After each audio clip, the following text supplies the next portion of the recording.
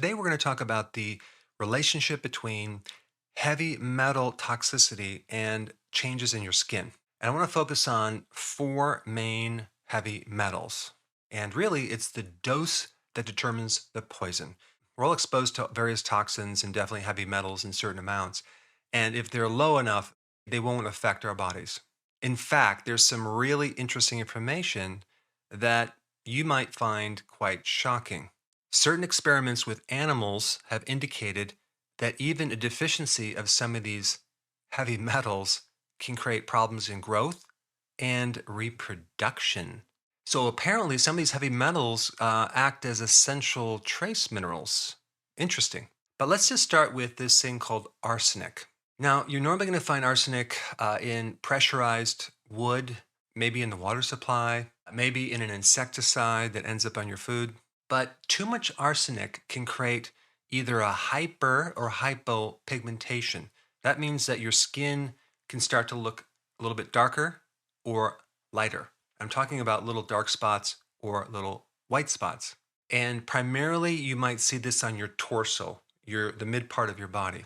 You may also notice a hard surface on the palms of your hand and the soles of your feet. This is called keratosis, and this is another indication that potentially it could be arsenic. Now, just because you have these symptoms does not mean you have this problem. You have to look at the whole picture.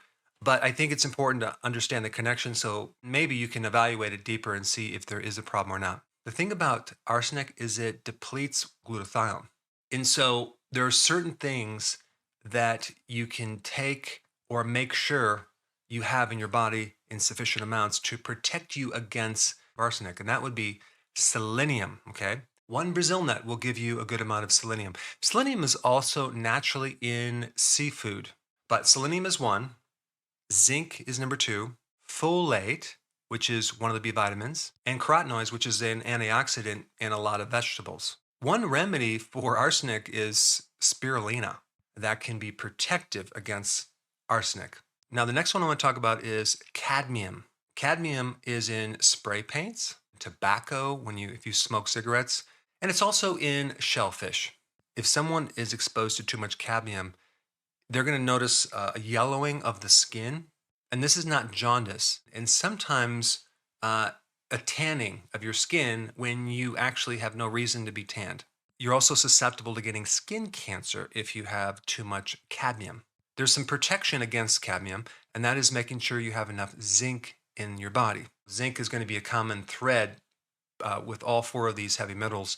And the best source of zinc would be red meat, shellfish, beef liver. But any of the antioxidants will help, and that's in a lot of raw vegetables and sprouts and microgreens. But also a remedy called NAC, which is a very powerful antioxidant, and it's like a precursor to glutathione. Let's go to lead. Lead is in paint, or it used to be in paint. It can be in our water supply.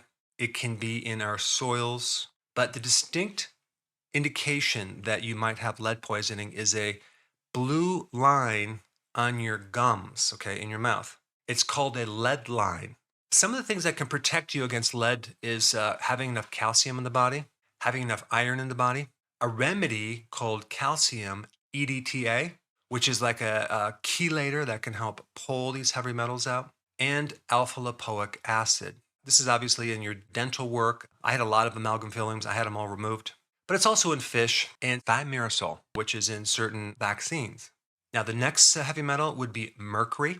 But mercury poisoning can create a graying of the skin and a very interesting pink color on your palms of your hands and the soles of your feet. The seafood or fish that are lowest mercury include anchovies, catfish, clam, crab, crawfish, flounder, herring, oyster, sardines, scallops. Also, make sure that you have at least one Brazil nut every single day. That will give you enough selenium to counter mercury toxicity. So these are just very distinct symptoms relating to heavy metal toxicity. Now, there's a lot of other symptoms too, but I think it's just good to be aware of these four toxic metals.